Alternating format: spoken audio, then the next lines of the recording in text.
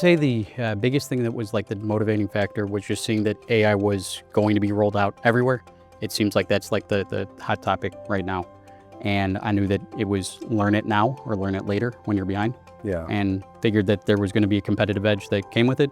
And also figured that if I learned it now, it would be just such an upgrade from the kind of Boolean terms and connectors that I used to use.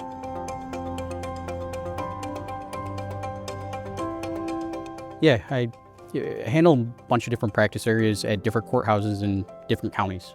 And one of the things is that's kind of different in each is just knowing that you can get answers that are updated since cases come out each and every day. Different courthouses have like a slightly different lean, and there's different publications depending on the district. So having something that I can kind of have as a quick reference, and then also feed it the types of queries that I want, it just ends up being something that I can get the information a lot faster.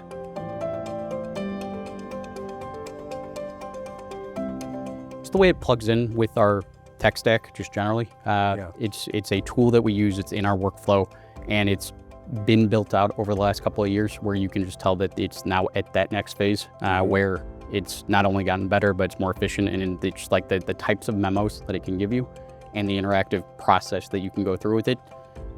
It saves time. It allows you to like actually use the time that you would usually spend like looking just for like the initial source. You can actually use it now to actually really learn the area. If it's something that is maybe a little bit more, just takes time to assess. It's nice that you can find it quickly